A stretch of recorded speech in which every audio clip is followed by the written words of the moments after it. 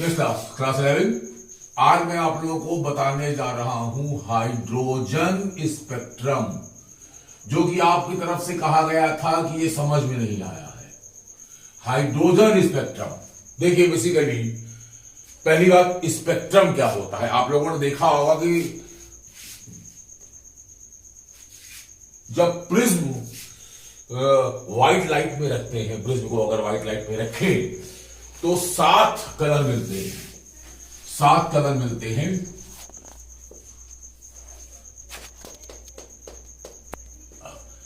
VIBGYOR 7 colour मिलते हैं। The assemblage of colours on photographic plate is called spectrum. हालांकि ये स्पेक्ट्रम की कंप्लीट डेफिनेशन नहीं हुई, क्योंकि जो कंप्लीट इलेक्ट्रोमैग्नेटिक स्पेक्ट्रम होता है वो बहुत बड़ा पार्ट है, और जो उसका विजुअल पार्ट है बहुत छोटा है।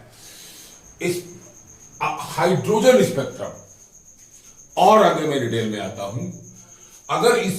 अगर फोटोग्राफिक प्लेट पे अगर हम रॉड से आने वाले रेडिएशन डालें तो उस पे एक कलर की लाइन प्रोड्यूस हो जाएगी।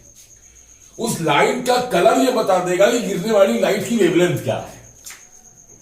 अगर बल्ब से भी ऐसा किया जा सकता है, राइट।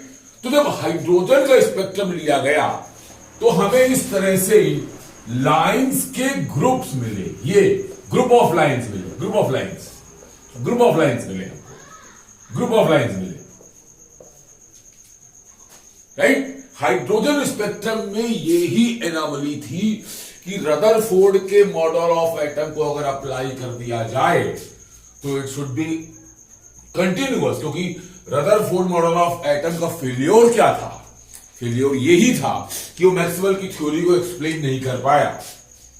और अगर मैक्सवेल की थ्योरी लगा दी जाए तो इलेक्ट्रॉन लगातार अपना ऑर्बिट छोटा करता जाएगा और एमिशन एमिट करता जाएगा, और एट लास्ट वो न्यूक्लियस में जंप कर जाएगा। अगर ऐसा वास्तविकता में होता है तो इलेक्ट्रॉन हर पॉसिबल वेवलेंथ के रेडिएशंस एमिट करेगा, यानी उसका जो स्पेक्ट्रम होना चाहिए वो कंटिन्यूअस होना चाहिए, लाइक विबग्योर। उसमें ग्रुप्स ऑफ लाइंस नहीं मिलनी चाहिए। लेकिन हाइड्रोजन का स्पेक्ट्रम पाया गया कि उसमें लाइंस के ग्रुप मिलते हैं।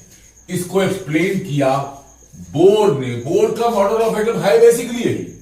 उन्होंने रदरफोर्ड के मॉडल ऑफ एटम की खराबियों को दूर किया था। अब लेट अस सपोज हाइड्रोजन के स्पेक्ट्रम पे अब मैं आ रहा हूं। हाइड्रोजन के स्पेक्ट्रम पे आ रहा हूं। देखिए, n बराबर 1 ये पहला एनर्जी लेवल है, n बराबर 2, n बराबर 3 एंड n बराबर 4। देखिए, न्यूक्लियस के चारों ओर शेल होते हैं। हर शेल की अपनी अपनी एनर्जी होती है।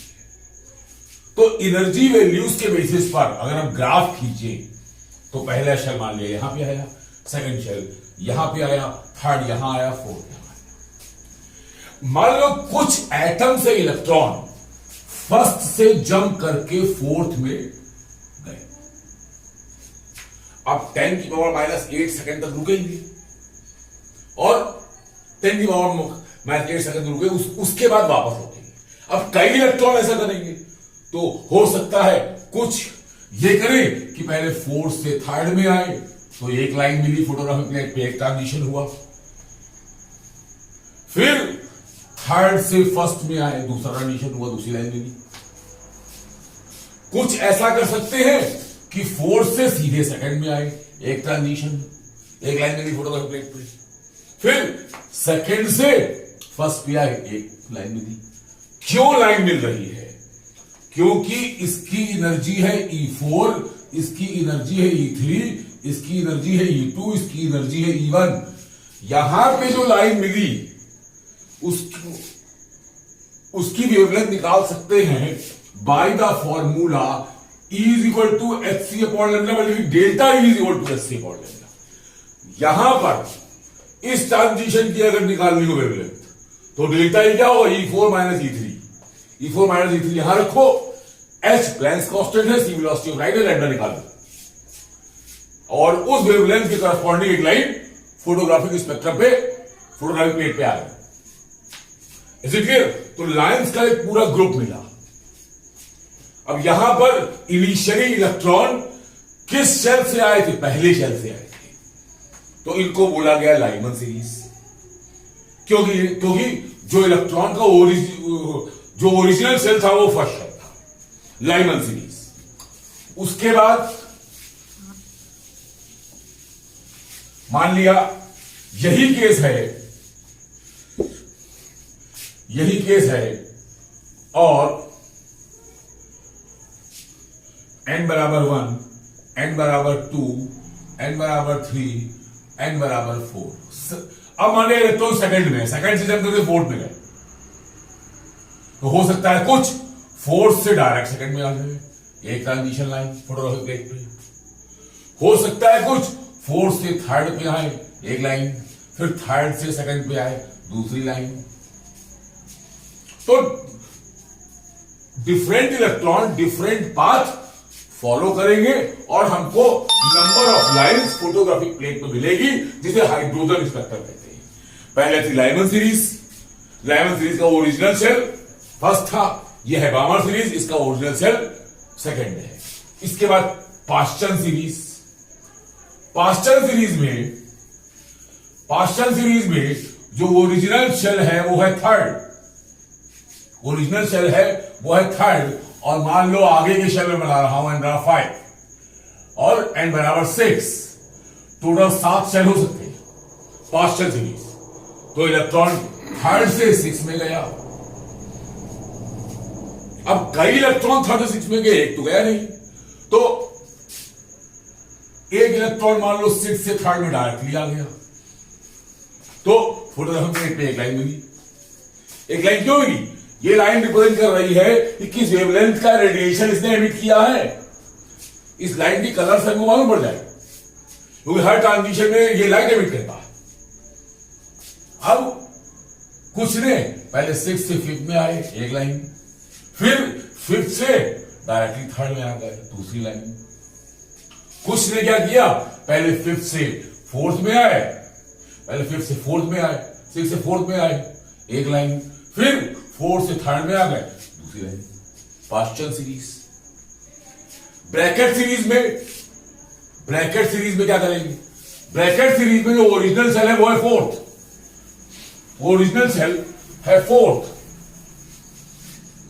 ब्रैकेट सीरीज में ओरिजिनल शेल है 4th, n बराबर 4, n बराबर 5, n बराबर 6, n बराबर 7, 7 ही शेल हो सकते हैं, क्योंकि पीरियड टेबल में 7 ही पीरियड। 4 सेल से जंप करके 7 पे गया मान लो, तो अब 7 से लॉटिंग करेंगे, 7 से 6 में आया, एक ट्रांजिशन फोटोग्राफिक प्लेट पे, एक कलर ट्रांजिशन मिलेगा। इसकी कलर बताएगी कि जो लाइट निकली है उसकी वेवलेंथ क्या है। फिर 6 से 4th में आ गया, दूसरी लाइन।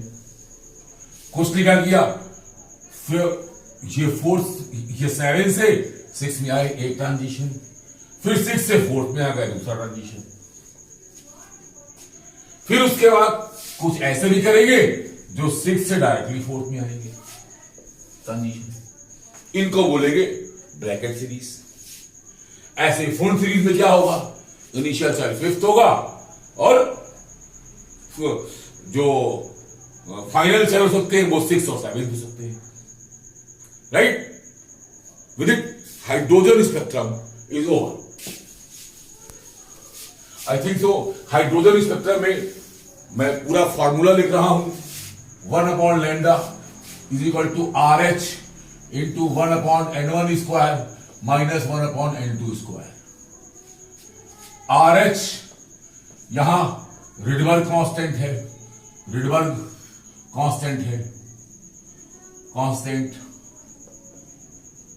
N1 इनिशियल शेल है, N2 फाइनल शेल है। लैम्डा इज की किस वेवलेंथ की लाइट निकली, लैम्डा उसकी वेवलेंथ है, राइट। लाइमन के लिए N1 1 हो जाएगा, तो N2 क्या हो सकता है, 2 से लेकर 7 तक, राइट। बामर के लिए N1 2 हो जाएगा, तो N2 3 से लेकर 7 तक। पाश्चन के लिए N1 3 हो जाएगा, तो N2 4 से लेकर 7 तक।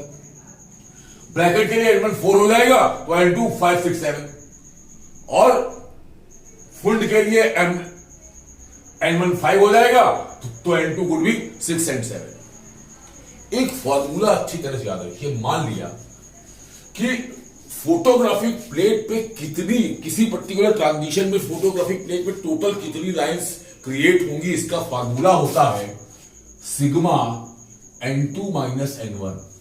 मान लिया इलेक्ट्रॉन सेकेंड ऑर्बिट से जंप करके 6 में गया है, यानी N1 है 2 और N2 है 6, तो यहां रखा तो 6 माइनस 2 यानी कि सिग्मा 4, यानी 4 प्लस 3 प्लस 2 प्लस 1 यानी कि 10, यानी फोटोग्राफिक प्लेट पे 10 लाइंस ऑब्जर्व होंगी। Is it clear? With hydrogen spectrum is over.